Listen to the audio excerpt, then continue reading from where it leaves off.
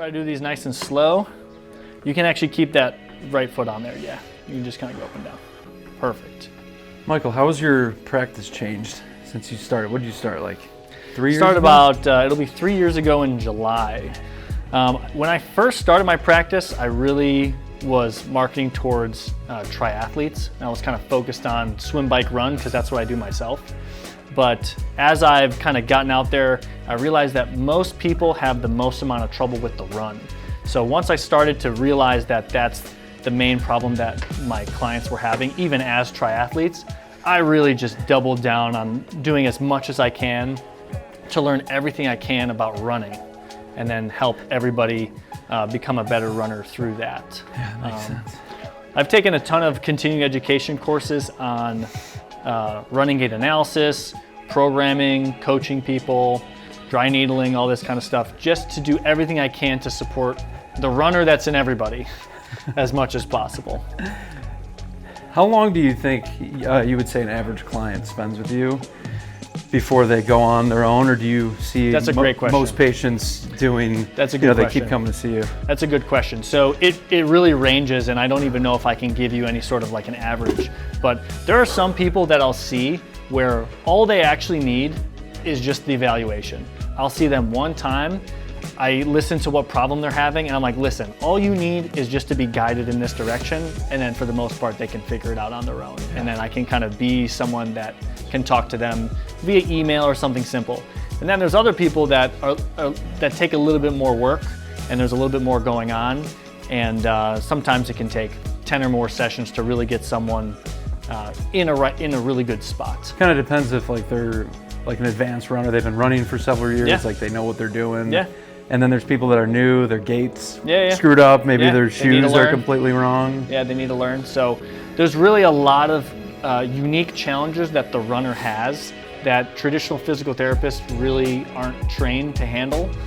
Because if you go to a traditional PT place and you tell them that you're running 5 miles and you're biking 30 miles and it hurts a little bit somewhere, or like a lot of them are just gonna say, okay, well that's normal, or stop doing those things. But those answers aren't really sufficient for someone like yourself, or even someone like me, who we have a half Ironman that we're scheduled to race, or we want to be training year round.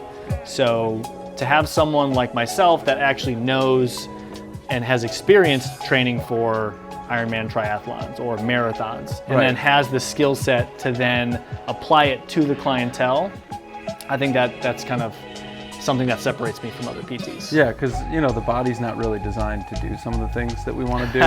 Sure. And you're gonna get hurt doing them. Like it's Sure. it's just inevitable. Yeah, and there's also ways to do it better and worse.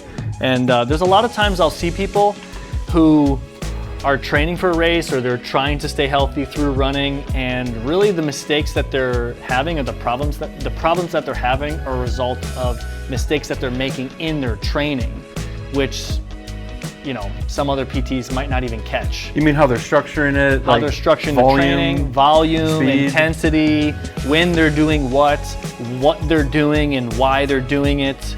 A very common problem that I see in people is they just ramp up training too fast, too soon, and they think it's okay because that's what they see online, that's what they've done in the past, or a bunch of different factors. So What advice or what kind of program would you design for somebody who's maybe feeling really good, they're healthy, but they're not happy with their performance? Do you help people who are feeling great, but they just want to be better? Yeah, for sure. So honestly, it really depends on the client and what their specific goals are. And I'll be totally transparent. If somebody is firing on all cylinders and they really want to reach that next level of performance, I'm going to refer them out to someone that is like, okay, they are a triathlon coach, or they are a marathon coach, or something like that.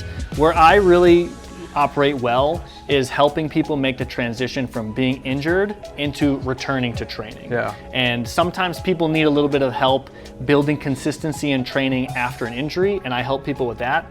But really, once people have an established plan and they're consistent and they're really looking to take their running to the next level, I can help them with the strength training side of things. But when it comes to running faster and doing all those things, really I like to refer that out because there's other people that can actually help the people a little bit better than you can't focus myself. on both of those things. It takes a lot of time to structure. So really for me, I'm the physical therapist that helps the injured runner get back to training. Yeah.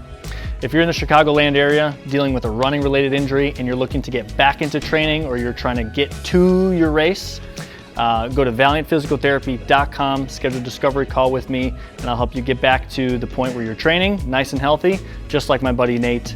We took him to the point where he was dealing with some calf and IT band problems to the point where now he's training stronger than ever. Thanks, and see you next video.